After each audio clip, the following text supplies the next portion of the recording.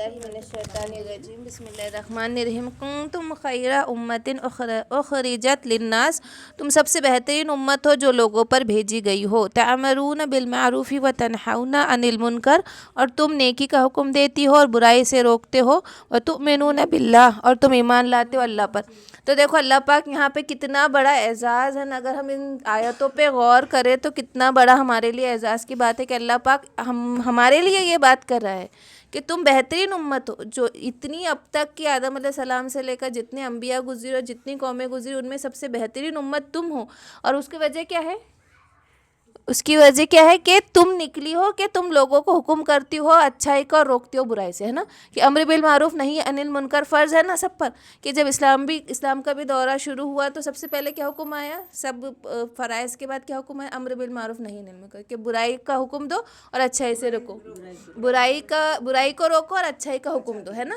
تو کیا کہا اللہ پاک نے کہ تم سب سے بہترین امت ہو جو لوگوں میں بھیجی گئی ہو، کیونکہ تم حکم کرتی ہو اچھائی کا اور روکتی ہو برائی سے، تمہیں اللہ پر ایمان لائے۔ اور اس کے علاوہ سب سے بڑا ریزن کیا ہے کہ ہم نبی پاک صلی اللہ علیہ وسلم کی امت ہے نا، کہ جو سب سے افضل نبی، تمام انبیاء میں سب سے عزت و اکرام والے سب سے افضل نبی، جن کی شریعت اتنی کامل ہے کہ ایسی کامل شریعت کسی بھی نبی کو نہیں دی گئی، اتنی کامل مکمل شریعت کے ساتھ آپ صلی اللہ علیہ وسلم بھیجے گئے، سب سے افضل انبیاء کی امت بھی سب سے افضل ہی رہیں گے، ہے نا۔ اب ہم یہ بات سوچنے والی ہے کہ خیر کب ہوں گے ہم؟ خیر کب بنیں گے ہم؟ جب ہم اچھائی کا حکم دیں گے اور برائی سے روکیں گے تبھی خیر ہوں گے نا، ادروائز ہمارا جینا مرنا کتنا کوئی فائدے کا ہوگا کیا؟ خیر کب ہوں گی ہمارے اندر؟ ہم جب آخرت میں بھی اللہ پاک کے سامنے جائیں گے، آپ صلی اللہ علیہ وسلم کے سامنے شفاعت کا ذریعہ آپ صلی اللہ علیہ وسلم ہماری شفاعت کا ذریعہ بنیں گے، تو وہ خیر ہم کو کب ملیں گی؟ ہماری زندگی جئیں گے، کھائیں گے، پیئیں گے، بچے بال بچوں میں رہ کر گزر جائیں گے تب ملیں گی، یا امر بالمعروف نہی عن المنکر کریں گے تب ملیں گی؟ اب امر بالمعروف نہی عن المنکر کا مطلب یہ تو نہیں ہوگا کہ تمہارا دوپٹہ ایسا کیوں ہے، تم نے کپڑے ایسا کیوں پہن لیا، یہاں میک اپ کرنا الاؤڈ نہیں، یہ نہیں ہوگا امر بالمعروف نہی عن المنکر۔ دیکھو اگر کہیں پہ برائی ہوں گی نا تو وہ برائی ہمارا آپ نہیں روکیں گے، اس کو روکنے والی صرف ایک ہی چیز ہے، سسٹم۔ اور جب تک ہمارے ذہنوں میں اور ہمارے دلوں میں نظام کی خواہش نہیں ہے تو یہ ساری چیزیں ہوں گی نہیں۔ کہیں پہ کوئی پرابلم آ گئی، میرے گھر میں پرابلم آ گئی، حق تلفی ہو رہی، بہنوں کی حق تلفی ہو رہی، کچھ بھی ہو رہا، ہم نے چلو شریعت کے مطابق فیصلے بھی کر لے، لیکن کوئی اس کو نافذ کرنے کو تیار نہیں۔ وہ نافذ کب ہوگا؟ جب باقاعدگی سے سسٹم ہوگا تب نافذ ہوگا نا۔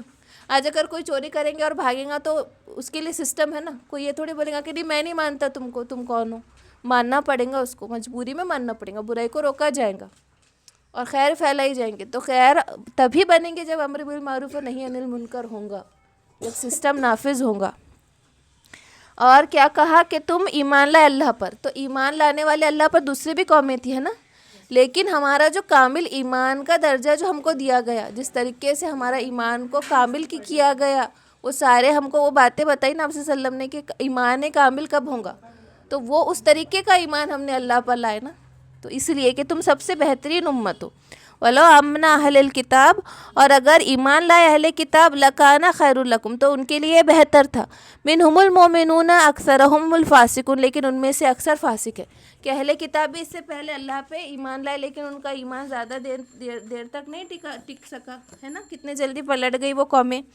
لَن يَضُرُّوكُمْ إِلَّا أَذًى، ہرگز نہ بگاڑ سکیں گا مگر اذن، صرف زبانی ستانا، ہرگز تمہارا وہ کچھ نہ بگاڑ سکیں گے، الا اذن، مگر کہ تھوڑا بہت ستانا، زبانی ستانا۔ وَأَن يُقَاتِلُوكُمْ، اور اگر تم ان سے قتال کرو، تم ان سے جہاد کرو، لڑو، يُوَلُّوكُمُ الْأَدْبَارَ، تو وہ پیٹ پھیر کے بھاگ جائیں گے، ثُمَّ لَا يَنصُرُونَ، اور ان کی مدد نہ ہوں گی۔ تو یہ والی خوشخبری کب ملی؟ کہ یہ بعد میں جب مدینے میں آئی، جب سب نظام نافذ ہو گیا، پھر اس کے بعد میں واقعی میں ایسا ہوا تھا کہ جتنے خطرات تھے وہ ٹل گئے تھے مسلمانوں پہ، پھر بعد میں اتنی جو پریشانیاں تھی، جتنے خطرات لاحق تھے دشمنوں سے، یہودیوں سے، قریش سے، وہ سارے خطرات ہٹ گئے تھے، زبانی بولا بالی تانا تشنا شروع تھا۔ اور اگر کبھی جنگ کا موقع بھی آیا تو کیا کہا اللہ پاک نے کہ وہ اب تم سے جنگ نہیں کریں گے بلکہ اب وہ تم سے پیٹ پیچھے ہو کر بھاگ جائیں گے۔ تو یہ بہت بڑی مسلمانوں کے لیے وہ تھی۔ ضُرِبَتْ عَلَيْهِمُ الذِّلَّةُ أَيْنَمَا ثُقِفُوا، اور ڈال دی گئی ان پہ ذلت، ما سقفو جہاں کہیں وہ جائیں گے الا بحبل من اللہ کہ بس وہ کیسے رہیں گے. حبل کا مطلب اس سے پہلے ہم نے رسی دیکھے نا, یہاں پہ عہد کے معنی میں ہوں گا, یعنی دستاویز, یعنی ان کے ہاتھ کے نیچے آ جانا. کہ ضربت علیہم الذلہ کہ ان کے اوپر ذلت ڈال دی جائیں گی جہاں کہیں وہ رہیں گے اللہ بس کب محفوظ رہیں گے بحبل من اللہ کہ اللہ کے عہد کے نیچے, وحبل من الناسی یا پھر لوگوں کے عہد کے نیچے, یا پھر ہاتھ کے نیچے رہنا بولتے نا. تو یہ کیسا ہوا تھا کہ یہودی ہوتے تھے اس وقت, لیکن ان کو کب حفاظت میں تھے وہ, یا تو اللہ کا ہے, تو اللہ کے عہد سے مراد کیسے بچے یہودی کہ اگر جنگ ہو رہی ہے تو جنگ میں کیا حکم تھا, عورتوں کو نہیں مارا جائے, بچوں کو نہ مارا جائے, ضعیفوں کو نہ مارا جائے, معذوروں کو نہ مارا جائے, اور جو وہاں کے وہ ان کے وہ ہے راہب ہے ان کو نہ مارا جائے. اتنے لوگ بچ گئے تھے, یعنی یہ لوگ ہے بھی موجود تو ان کو نقصان نہیں پہنچانا تھا, بچ رہے صرف جوان. اتنے لوگوں کے تو اللہ نے حفاظت کر دیا. یعنی یہودیوں میں سے کتوں کی حفاظت, یہودی بولے یا دشمن بولے, کہ جو بھی تمہارے دشمن ہیں, اتنے لوگ, اتنے پرسنٹ آبادی پاپولیشن تو ایسی بچ گئی جس میں عورتیں, بچے, ضعیف ہے, معذور ہے, جو لڑائی میں ساتھ نہیں دے رہے تھے, جو راہب تھے, جو اپنا سب دین کے کام میں لگے تھے, وہ حبل من اللہ, وہ اللہ کے عہد کے تھرو بچ گئے کہ آپ ان کو نقصان نہیں پہنچائیں گے, ان کو کچھ نہیں کیا جائے گا. اور دوسرا من الناس, لوگوں کا عہد, تو لوگوں کا عہد کہ جنہوں نے کہہ دیا کہ اب ہمارا صلح ہے تم سے, معاہدہ ہے کہ ہم تمہارا نقصان نہیں پہنچا رہے, ہم جزیہ دے کے تمہارے ملک میں تمہاری حکومت کے انڈر ہم آ رہے, تو اوبویسلی وہ حفاظت میں آ گئے. تو یہ دو عہد کہ حبل من اللہ سے مراد کی یہ وہ والی پاپولیشن جو کمزور ہے, اور دوسری کہ جنہوں نے عہد کر لی, معاہدہ کر لی کہ اب ہم آپ کو نقصان نہیں پہنچائیں گے, ہم آپ کی کوئی دشمنوں کی مدد نہیں کریں گے, اور ہم جزیہ دے کے آپ کے انڈر رہیں گے. یعنی سر دستاویز ہو گئے, ان کے ہاتھ کے نیچے آ گئے. وباؤ غضب من اللہ, وباؤ اور وہ کمایا انہوں نے بغضب من اللہ وضربت علیہم المسکنت, اور وہ لوٹے اللہ کے غضب کے ساتھ, اور ان کے اوپر حاجت مندی ڈال دی گئی. تو اب یہ تو ہم لوگ بھی دیکھ رہے ہیں نا کہ یہودیوں کو کتنے سالوں بہت زبردست اسٹرگل کرنا پڑا نا, اب جا کے جو واپس سر اٹھائے ہیں, تو یہ تو بہت بات کی بات ہے, ریسنٹ کنڈیشن ہے. لیکن ایک وقت ہم نے دیکھے نا کہ کتنی بدترین حالت ہوئی ان کی, کہ ان کا نہ خود ملک تھا, جرمنی میں کتنی بری طرح کٹے وہ, کتنا ان کا سر کاٹا گیا, اور کتنی مسکینت تھی کہ وہ یعنی گٹر کے نالیوں میں رہے, وہ اتنی ذلت واقعی میں ڈالی اللہ نے. یہ تو ہم دیکھ رہے ہیں نا. اور آج بھی دیکھا جائے تو ان کا کچھ پاور ہے نہیں, اگر جس دن امریکہ انگلینڈ ان کے پیچھے سے ہاتھ ہٹائیں گے, اس دن ان کا کچھ بھی نہیں رہے گا انشاءاللہ. ذالک بانہم کانوا یکفرون بآیات اللہ ویقتلون الانبیاء, اور یہ اس لیے کہ وہ منکر تھے اللہ کی آیتوں کی, ویقتلون الانبیاء اور قتل کرتے تھے انبیاء کا بغیر حق نہ حق, ہے نا, کہ وہ اللہ کی آیتوں کا بھی انکار کرتے تھے اور انبیاء کا بھی ناحق قتل کرتے تھے. ذالک بما عصوا وکانوا یعتدون, یہ اس واسطے کہ نافرمانی کی, وکانوا یعتدون اور حد سے بڑھنے والے تھے.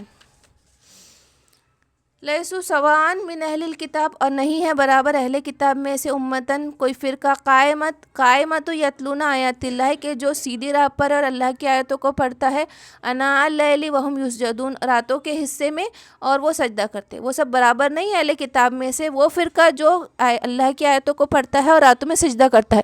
اب اہل کتاب میں سے اب یہ کس کے بارے میں کہا جا رہا, جو عبداللہ بن سلام تھے اور 2-3 یہودی جو بہت بڑے بڑے راہب تھے, جو آپ صلی اللہ علیہ وسلم سے تورات کے سچے عالم تھے, آپ صلی اللہ علیہ وسلم سے پوچھنے آئے تھے, سوالوں کا جواب مل گیا تو انہوں نے اسی وقت ایمان قبول کر لیے تھے. ان کے بارے میں یہ بات کہی جا رہی کہ سب ان میں سے ایک جیسے نہیں ہے. جو اس سے پہلے یہ سارے اہل کتاب کی بات ہوئی نا کہ ان پہ ذلت ڈال دی گئی, مسکینت ڈال دی گئی, اللہ کے غضب کے ساتھ لوٹے, تو اب یہاں پہ یہ بات کیا ہو رہی کہ سب اہل کتاب ان کے جیسے نہیں. لیسو سواء من اہل کتاب, کہ سارے اہل کتاب برابر نہیں ہیں, لیکن کون کہ جو اللہ کی آیتوں کو پڑھتے ہیں رات کے حصے میں اور سجدہ کرتے, یعنی کہ جو آپ صلی اللہ علیہ وسلم پہ ایمان لیا اہل کتابوں میں سے وہ بڑے راہب, یؤمنون باللہ والیوم الآخر, اور وہ ایمان لاتے اللہ پر, آخرت کے دن پر, ویأمرون بالمعروف اور وہ حکم کرتے اچھائی کا, وینہون عن المنکر اور وہ برائی سے روکتے ہیں. جو کچھ یعنی اللہ نے حقوق دیے ہیں, جو کچھ احکام دیے وہ سب کو فالو کرتے ہیں.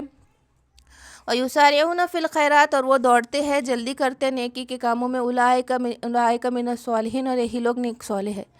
وَمَا يَفْعَلُوا مِنْ خَيْرٍ اور جو کوئی یہ کرے من خیر فَلْيَكْفُرْهُ تو اس کی ناقدری نہیں کی جائیں گی. یہ آیت بہت تسلی تشفی والی لگتی نا, کہ جو کوئی خیر کا کام کریں گا اللہ نے کیا کر دیا, ناقدری نہیں کی جائیں گی. تو کتنا بڑا وعدہ ہے نا کہ ہم اگر کوششیں کر رہے ہیں تو ناقدری نہیں ہوں گی.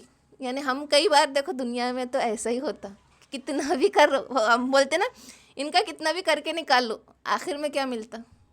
کتنا بھی کر لو دنیا میں، کتنا ہمارے کتنی بار نکلتا نا جب ہم کو کوئی تکلیف پہنچا دیتا، یہ بہت کامن ڈائلاگ ہمارے ہی منہ سے نکلتا ہے کہ یار کتنا بھی کر لو ان کا، کتنا بھی ان کے ساتھ کچھ نہیں ہوتا، ایٹ دا اینڈ ہم برے ہی رہتے، ہماری کوئی قدر نہیں ہوتی ہے نا. دنیا کے ساتھ، دنیا والے ہمارے ساتھ یہی معاملہ کرتے، لیکن اللہ پاک کیسا ہے نا، ذرہ برابر بھی ہماری نیکیوں کو ضائع نہیں کرے گا. یہ بہت، اس میں ہم کو سوچنا چاہیے کہ اب ہمارا مرکز، ہماری محبتیں، ہماری چاہتیں، ہماری کوششیں ہونا کس کے لیے چاہیے؟ قدر دان کے لیے ہونا چاہیے یا ناقدروں کے لیے ہونا چاہیے؟ کہ ہمیں اپنی زندگی میں صحیح کس طرف کرنا ہے، کوششیں کہاں کرنا ہے نا. وَمَن يَفْعَلُ مِنْ خَيْرٍ فَلَن يَكْفُرْهُ، کہ تم جو کچھ کرو گے تمہاری ناقدری نہیں ہوگی. وَاللَّهُ عَلِيمٌ بِالْمُتَّقِينَ، اللہ پرہیزگاروں کو جانتا ہے، ٹینشن مت لو، اللہ پرہیزگاروں کو جانتا ہے، سب کے دل کے بھید اللہ جانتا ہے. اور دنیا والے کچھ بھی کہ اللہ جانتا ہے کہ کون پرہیزگار ہے. ان الذین کفروا لن تغنی عنہم، اور بے شک وہ لوگ جو منکر ہوئے، لن تغنی عنہم اموالہم ولا اولادہم، نہ ہی ان کا مال کام آئیں گی، نہ ہی ان کی اولاد کام آئیں گی، من اللہ شیئا، اللہ کے سامنے یہ سب چیزیں ان کے کام نہیں آئیں گی. اولئک اصحاب النار، اور یہ لوگ دوزخ والے ہیں، ہم فیہا خالدون، اور اس میں ہمیشہ رہیں گے.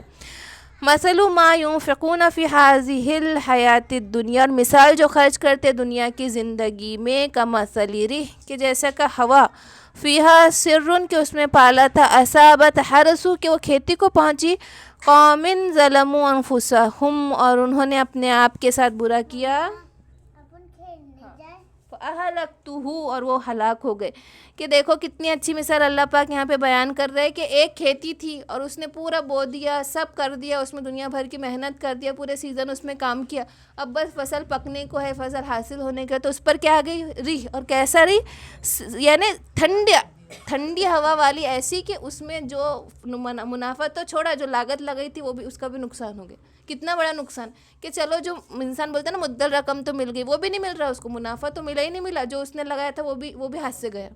تو جو انسان دنیا کی زندگی میں اس قدر خرچ کرتا ہے تو اس کی مثال ایسی ہے کہ پورا لگا دیا، پوری محنت جھونک دیا، اب بس فصل کٹنے کا وقت ہے، اللہ نے ایک جھونکا سرد ہوا کا بھیجا، پوری فصل اس کی نیست و نابود ہو کر رہی، ہلاک ہو کر رہی. فما ظلمهم اللہ، اور اللہ نے ظلم نہیں کیا، ولکن انفسهم یظلمون، وہ خود ظالم تھے کہ انہوں نے اللہ کے حقوق کو نہیں سمجھا، اللہ کے احکامات کو نہیں سمجھا، اللہ کی نافرمانی کی، انہوں نے خود اپنے آپ پہ ظلم کیا، اور آخر کیا ہاتھ آیا؟ پچھتانا. تو یہ غور و فکر کرنے والی بات ہے کہ ہم نے جو اپنے زندگیوں کا مقصد یہ بنا رکھا ہے نا، گھر، بچے، بیوی، یہ پراپرٹی، صرف اس کے ہمارے پاس وقت ہی نہیں ہے. ہمارے پاس وقت تو مرتے دم تک نہیں رہے گا نا، ہماری ذمہ داریاں آخری وقت تک چھوٹیں گی. کبھی ایسے قبر میں جائے تک بولیں گے کہ امی یہ کہاں رکھے تھے، وہ کہاں رکھے تھے، اس کا کیا کرنا ہے، اس کا کیا کرنا ہے. وہ ہماری مرتے دم تک ذمہ داریاں ختم نہیں ہوں گی. اس لیے اپنے وقت کا ہمارا کام ہے صحیح استعمال کریں. ہم یہ سب باتوں سے کتنی ایک ایک آیت میں کتنی ہم کو سمجھنے والی چیزیں ہیں نا، کتنی حکمت والی باتیں ہیں.